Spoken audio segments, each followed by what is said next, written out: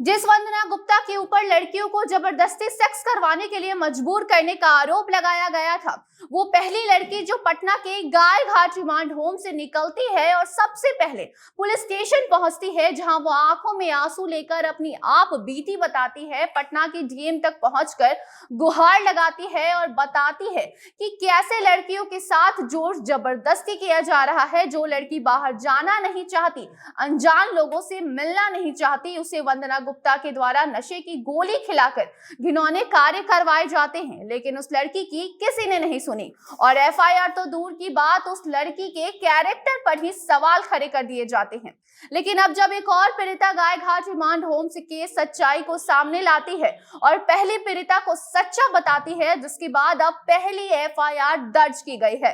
जी हां, पहली एफआईआर गाय घाट remand home के खिलाफ अब दर्ज हो चुकी है और आगे अब इस रिमांड होम की जांच की जाएगी। ऐसे में नीतीश जी, जरा ये बताइए कि क्या बिहार में किसी लड़की के साथ रेप होता है, वो आकर कहती है कि अपनी आप बीती बताती है, तो क्या आप उसकी जांच किए बिना ही उसको गलत साबित कर देंगे, या फिर ये इंतजार करेंगे कि जिसका नाम वो रेप में ले रही है वो इंसान फिर किसी और लड़की का रेप करे और जब दूसरी पीड़िता सामने आए तब जाकर आप जांच पड़ताल शुरू करेंगे। अब नमस्कार, आप देख रहे हैं जनता जंक्शन और मैं आपके साथ वंदना, कैमरा पर्सन ओम प्रकाश के साथ। पटना के गाय घाट महिला रिमांड होम से निकली और पहले पीड़िता के द्वारा वंदना गुप्ता पर गंभीर आरोप लगाए गए थे, जिसे सबने नकार दिया था। लेकिन अब एक और पीड़िता सामने आ चुकी है और महिला विकास मंच की टीम के साथ पीड़िता महिला थाने पहुंची और लिखित शिकायत भी दर्ज करवाई।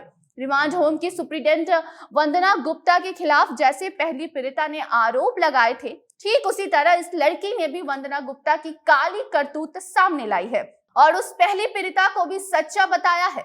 उसने कई गंभीर आरोप लगाया है। साथ ही पटना के महिला थाने में दी गई अपनी शिकायत में दूसरी पीड़िता ने बताया है कि कैसे 2018 में वंदना गुप्ता ने रिमांड होम में आने के बाद वहां पर लड़कियों के साथ घिनौने कार्य करवाने लगी थी। कब और कैसे बाहर से अनजान आदमी को रिमांड होम के अंदर लाया जाता था और सुंदर लड़कियों को बाहर भी भेजा जाता था। लेकिन जब कोई महिला इसके खिलाफ जाती तो या फिर वो मानसिक तौर पर कमजोर होती तो उसे नशे की इंजेक्शन या फिर दवा खिलाकर उससे जबरदस्ती उस घिनौने व्यापार में शामिल करवाया जाता था। और साथ ही पहली पीड़िता के जैसे ही इस महिला ने भी ये बताया कि बाहरी लड़कों को रिमांड होम में वंदना गुप्ता बुलाती थी और कई लड़कियों को इन सब से तंग आकर कई लड़कियां खुद खुशी भी करना चाहती थी और कुछ लड़कियों ने ऐसा किया भी था। लेकिन उस बड़े खुलासे के बाद भी कोई एफआईआर दर्ज नहीं किया गया, जिसके बाद पटना हाई कोर्ट ने गाय घाट महिला रिमांड होम मामले में सरकार को फटकार लगाई थी। राज्य सरकार से पूछा गया था कि इस मामले में अब तक कोई कार्रवाई क्यों नहीं की गई।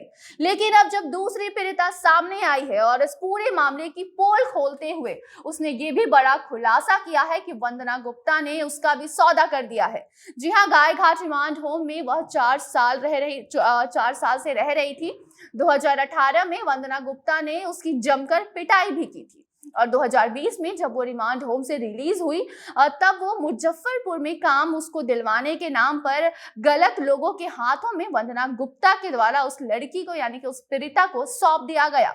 पीड़िता ने बताया कि पहले वाली रिमांड होम की अधीक्षिका जो थी वो काफी अच्छी थी, वो काफी ज्यादा इन लोगों का ख्याल रखती थी। लेकिन जब से वंदना गुप्ता ने उस अधीक्षिका की जगह ली तभी से इस तरह के घिनौने काम रिमांड होम में होने शुरू हो गए।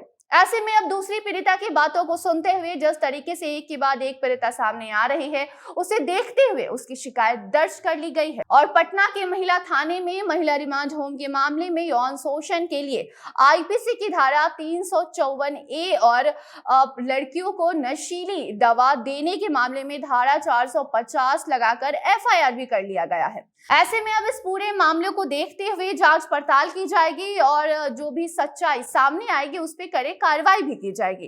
ऐसे में अब भले ही एफआईआर दर्ज कर लिया गया है, लेकिन नीतीश जी, हम ये कैसे मान लें कि आपकी वो प्रशासन जो पहली पीड़िता की बातों को नकारते हुए उस पे ही उंगली उठाते हुए इस घिनौने व्यापार मामले की जांच पड़ताल किए बिना ही उस बात को दबाने में लगी हुई थी, वो कैसे अब एफआईआर दर्ज करके इस पर सही से कार्रवाई करेगी।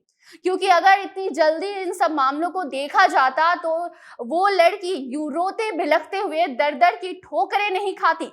उसने इतनी हिम्मत जुटाई थी जिसे आपकी ही सरकार ने चकनाचूर कर दिया।